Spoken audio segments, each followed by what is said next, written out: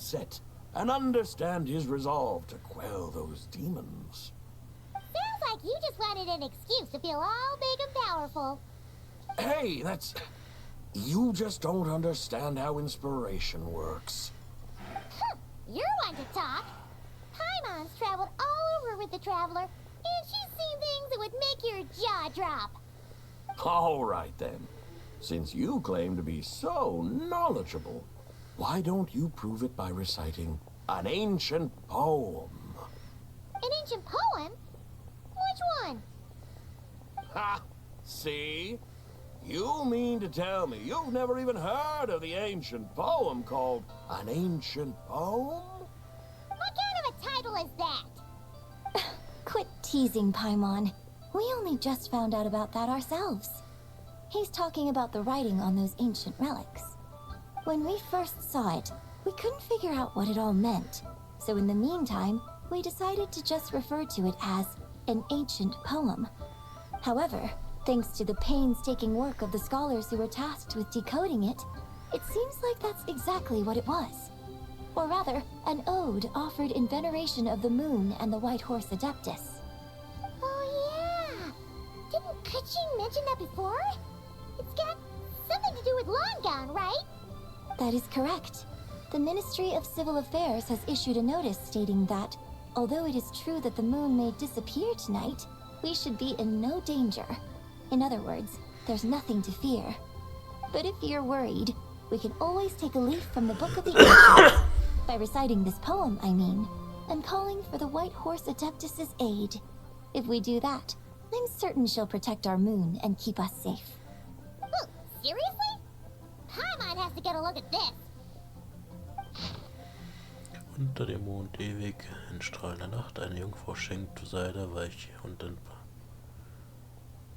Pracht. Unter dem Mond schillernd in göttlicher Stund, eine Jungfrau schenkt Fasern eines Stoffes für das Schleiers bunt. Unter dem Mond frostig in finsterer Zeit schenkt Werkzeuge zum Wahrsagen unseres Schicksals. Die Felder gepflügt, die Samen gesät und von der Erde das Leben ergeht. Die Sämlinge strecken sich aus, die Ernten steigen und alles entfaltet sich vor unseren Augen. Früchte gesammelt, süßer Wein eingegossen, diese Geschenke bringen wir unserem Herrn dar. Rein wie Himmel, so schön und hell, sie scheint als Licht in dieser dunklen Nacht. Und ihr nimmt dieser Wunsch wirklich seinen Flug. Under moon eternal, in radiant night, a maiden grants silk, soft and light? What is that supposed to mean? Under moon iridescent, in night divine, blah blah blah, something cloth so fine. Blah, blah, blah. Something about fields being plowed, something else about seeds being sown from the earth. Seriously? What is this? The fields are plowed, the seeds are sown, and from the earth, life is grown. Whoa! You did that without even looking! Bravo! Bravo! We have an expert in our midst. Looks like this young lady really does know her role inside out. If I didn't know any better, I'd have taken her for the real deal. That's because I am the real deal. That's the spirit. This is exactly the kind of mindset I was talking about. Behold, mortals, I am none other than the indomitable Rex Lapis himself. Kneel before my godly splendor. Believe me, young lady, I know exactly why you do it. Back in the day, I was just like you. I must say you are rather amusing as mortals go. Miss White Horse Adeptus, it is a great pleasure to make your acquaintance today. I have some questions regarding the poem, and I was wondering, perhaps, if you might be able to shed some light on it? You want me to explain the full meaning of its verses? Your guidance would be much appreciated. Fascinating. Tell me, Do all the people of Liyue still express such reverence for the ancient ways?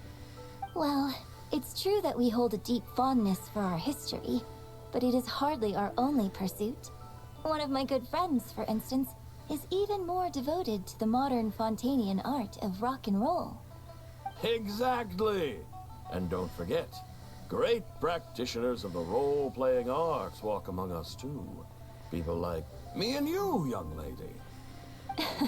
Yes. So rather than placing too much emphasis on our reverence for the ancient ways, it might be better to say that here in Liyue, 100 passions bloom, each with a voice of its own. I see.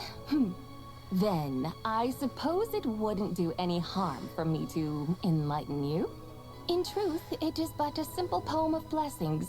Its meaning is this.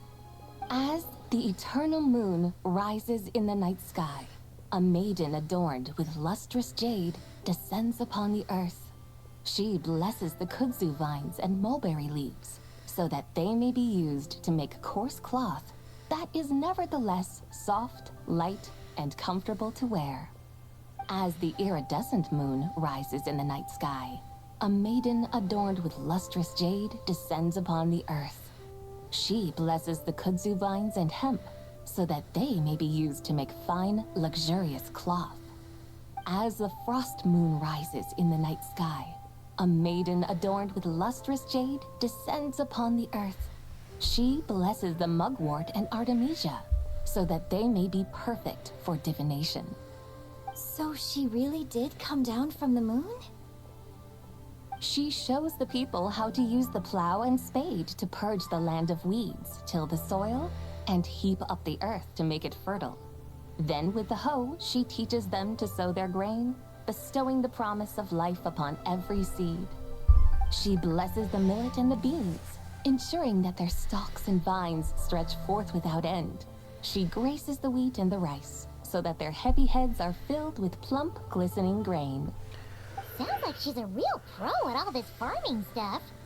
The fruits of the field are harvested and brewed into sacred wine for honored guests.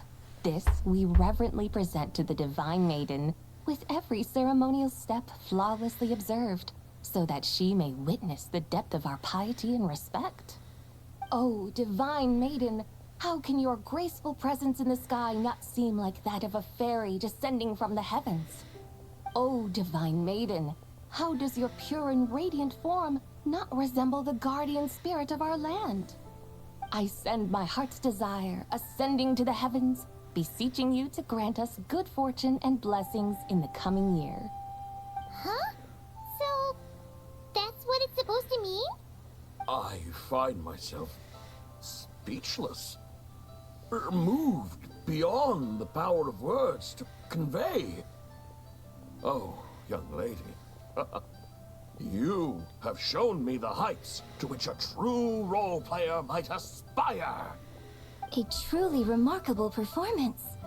I did not anticipate that anyone could unravel this poem with such depth and clarity, and so soon after the Ministry of Civil Affairs noticed, too. I'd even begun to consider myself somewhat versed in the matter, but as they say, there's always someone more knowledgeable out there. Allow me to extend my thanks to you, Miss Whitehorse Adeptus. You are far too humble, young one. I must confess, it is I who have been surprised, not only by you, but also by this Liyue harbor of the present day. Ah, so you're not from Liyue. And what, may I ask, has surprised you about it? Oh, it's nothing really. Just some old memories scattered here and there. Very well, my guides. I suppose it is time we set forth on the next part of our excursion. I'd like to go see that wharf now. What say the two of you? No problem. We'll take you wherever you want. Oh, leaving so soon? Before you go, allow me to introduce myself. I am Yunjin, director of the Yunhan Opera Troupe. May I ask your name in return? My own name is scarcely worth mentioning, but since you asked, perhaps I'll tell you the title of that poem instead. Huh? So, it isn't actually called an ancient poem? Of course not. Its real title is Odes of Long Zabai. Odes of Long Zabai. Mm-hmm. All right then, until we meet again.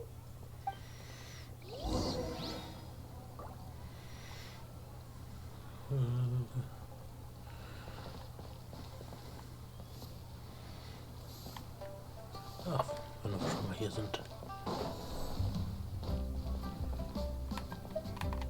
Die rennen wir noch ein.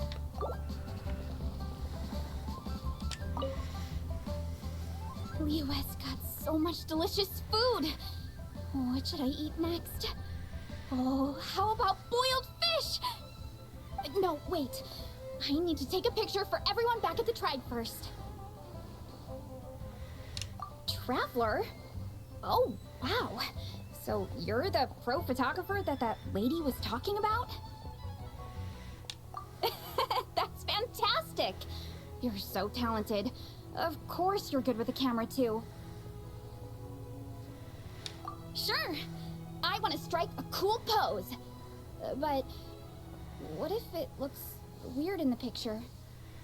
Any advice?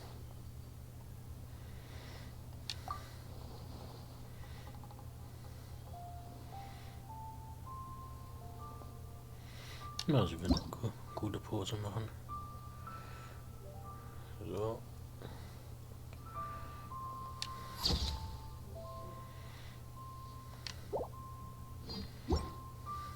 Done already? Well, let me see. Whoa, told you they'd be good! Now, would it be the best spot in the orchard to hang it? Thanks! Next up, some more delicious food. Starting with... boiled fish.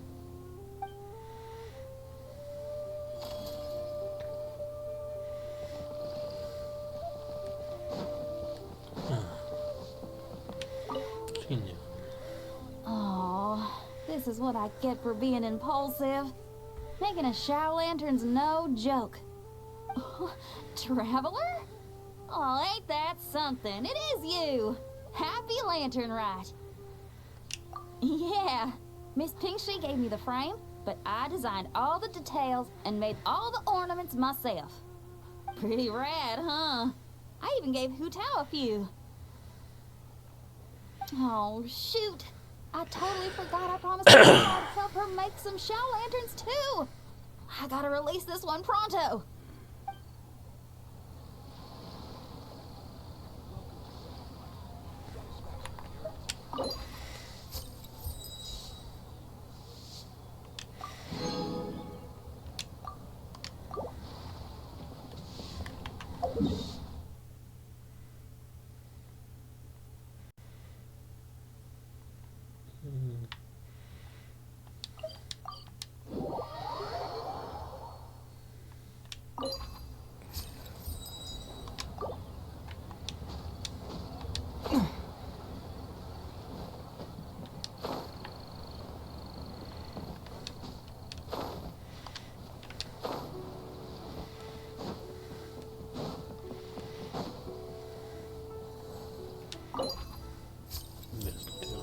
Sammeln.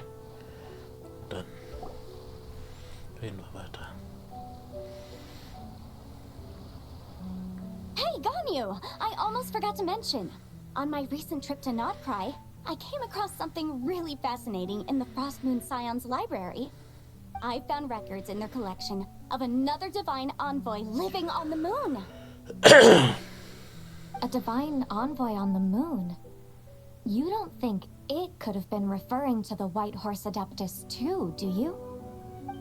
No way to say for sure. Still, the similarities between our legends are intriguing, to say the least.